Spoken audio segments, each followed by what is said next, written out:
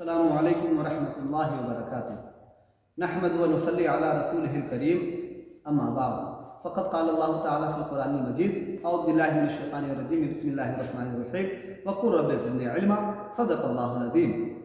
حضرات، آج میں قرآن شریف سکھانے کے بارے میں مختصر گفتگو لے کر حاضر ہوں، آپ دھیان سے سنیں۔ ہم لوگ رب کے کرم سے مسلمان ہیں، ہمیں نماز کی پابندی کرنی چاہیے اور قرآن شریف ضرور سیکھنا اور اپنے بچوں کو سکھانا چاہیے۔ ویسے بھی قرآن شریف کا پڑھنا نماز میں فرض ہے تو ہمیں سیکھنا ہی ہوگا، مگر آج حالات یہ ہیں کہ ہماری توجہ قرآن شریف اور دینی تعلیم کی طرف سے قریب ہٹ چکی ہے، بلکہ سچ تو یہ ہے کہ ہم لوگ دنیاوی تعلیم بھی صحیح طریقے سے اپنے بچوں کو نہیں دے پا رہے ہیں۔ اگر ہم نے صحیح طریقے سے دنیاوی تعلیم بھی دی ہوتی تو آج ہر ڈپارٹمنٹ میں ہمارے مسلم سماج کے لوگ دکھائی دیتے، جبکہ حال یہ ہے کہ آٹے میں نمک کے برابر لوگ دکھائی دیتے ہیں۔ مذہب اسلام نے اعلیٰ تعلیم سے کبھی نہیں روکا۔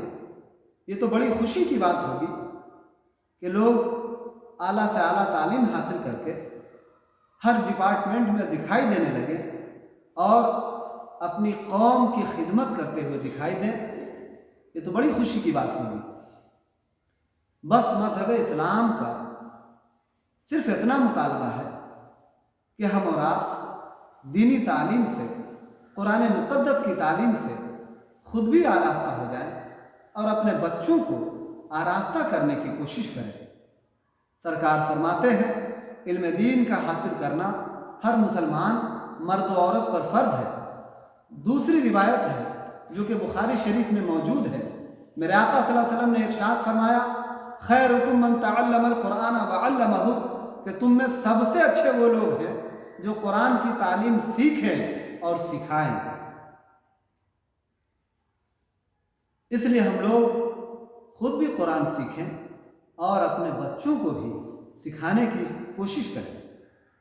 اگر اس کے لیے ہمیں مدرسہ بھیجنے کی ضرورت ہو، مکتب بھیجنے کی ضرورت ہو، کسی معلم کے پاس، کسی امام صاحب کے پاس بھیجنے کی ضرورت ہو، یا دینی تعلیم کو حاصل کرنے کے لیے اگر دور دراز کا سفر بھی کرنا پڑے تو ہم اس سے بھی پرہیز نہ کریں، بلکہ علم حاصل کرنے کی کوشش کریں۔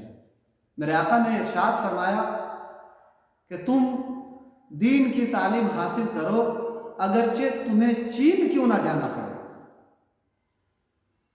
دوسری روایت ہے، ایسے طالب علموں کے لیے بشارت بھی ہے۔ میرے آقا صلی اللہ علیہ وسلم نے ارشاد فرمایا کہ جو شخص علم دین حاصل کرنے کے لیے نکلے تو وہ اللہ کے راستے میں ہے جب تک کہ وہ گھر واپس نہ آ جائے۔ سبحان اللہ۔ یہ روایت ترمذی شریف میں ہے، راوی حضرت انس ہے۔ حضرت ابو درداء رضی اللہ عنہ سے روایت ہے کہ میں نے رسول اللہ صلی اللہ علیہ وسلم کو فرماتے سنا کہ جو شخص علم حاصل کرنے کے لیے کسی راستے میں چلا تو اس کے لیے اللہ جنت کا راستہ آسان کر دیتا ہے۔ ماشاءاللہ۔ اور بے شک فرشتے طالب علموں کے لیے اپنے پروں کو بچھاتے ہیں اور طالب علموں سے راضی ہوتے ہیں۔ سبحان اللہ۔ اور لمبی حدیث پاک ہے، یہ روایت ابو داؤد شریف، ترمذی شریف، ابن ماجہ شریف میں موجود ہے۔ مذہب اسلام کی تعلیم نہ دینے کا، قرآن مقدس سے اپنے بچوں کو نہ جوڑنے کا اثر یہ ہوا کہ آج ہمارے بچے سماج میں شراب پیتے ہوئے، جوا کھیلتے ہوئے، الٹی سیدھی حرکتیں کرتے ہوئے دکھائی دینے لگے۔ یاد رکھیں، اگر ہم نے اپنے بچوں کو قرآن شریف کی تعلیم نہ دی، دینی تعلیم سے آراستہ نہ کیا تو یہ دنیا میں بھی، قبر میں بھی، آخرت میں بھی نقصان کے سبب بنیں گے۔ اور اگر ہم نے قرآن شریف کی تعلیم دی، دینی تعلیم سے اپنے بچوں کو آراستہ کیا، تو ہمیں دنیا میں بھی، قبر میں بھی، آخرت میں بھی فائدہ حاصل ہوگا۔ دو خاص فائدہ آپ سنتے چلیں، ایک فائدہ تو دنیا میں، ایک فائدہ آخرت میں۔ دنیا میں فائدہ کیا ہوگا وہ بھی دیکھیں۔ اللہ ارشاد فرماتا ہے وَمِنْكُمْ مَنْ يُرَدُّ إِلَىٰ أَرْذَلِ الْعُمُرِ، 17واں پارہ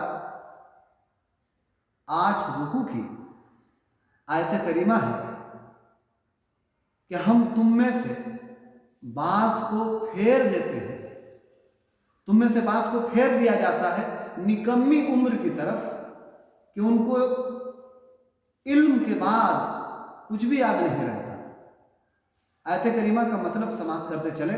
آپ نے دیکھا ہوگا اپنے سماج میں بہت سارے لوگوں کو، بڑے بوڑھوں کو، کہ وہ بچوں والی حرکتیں کرنے لگتے ہیں، ان کا دماغ، ان کا ذہن بچوں والا ہو جاتا ہے، ان کو کچھ یاد نہیں رہتا۔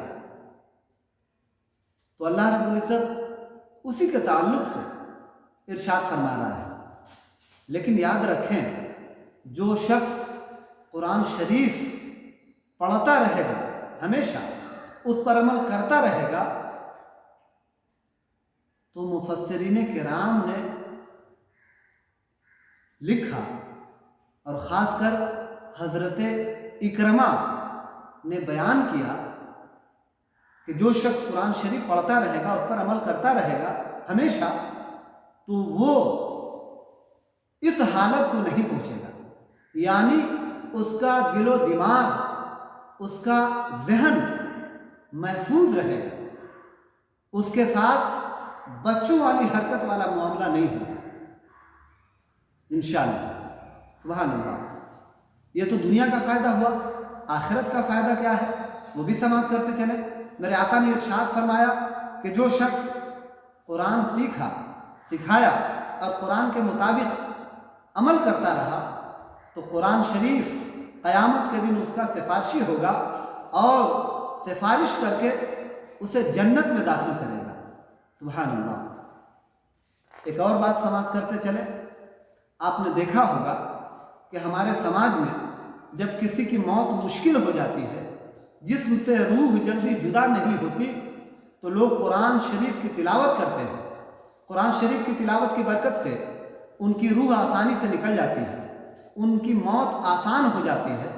شاعر مشرق علامہ اقبال نے بڑی پیاری بات کہی اس موقع سے کہ اے مسلمانوں، جب موت مشکل ہو جاتی ہے تو قرآن شریف کی تلاوت کی برکت سے موت آسان ہو جاتی ہے، تو اگر ہم زندگی میں قرآن پڑھیں گے تو کیا ہماری زندگی آسان نہیں ہوگی؟ کیا ہماری زندگی مہربان نہیں ہوگی؟ یقیناً ہوگی۔ اس لیے قرآن پڑھا کرو۔ سبحان اللہ۔ آخری بات سماعت کرتے چلے۔ ہم اپنے علاقے میں دیکھا کرتے ہیں کہ جب تیجا، چہلم، 40واں برسی وغیرہ کے موقع سے قرآن خوانی ہوتی ہے تو چند لوگ اکٹھے ہو کر بلند آواز سے قرآن کی تلاوت کرتے ہیں۔ ذہن میں رکھیں، فقہائے کرام فرماتے ہیں کہ ایسی محفلوں میں سب لوگوں کا بلند آواز سے قرآن شریف کا پڑھنا حرام ہے۔ ایسے موقع سے آہستہ تلاوت کی جائے، آہستہ تلاوت کی جائے۔ لہذا ہم بلند آواز سے ایسی محفلوں میں تلاوت کرنے سے بچیں، آہستہ تلاوت کریں۔ یہ مسئلہ بہار شریعت میں بھی اور فقہ کی دوسری کتابوں میں بھی موجود ہے۔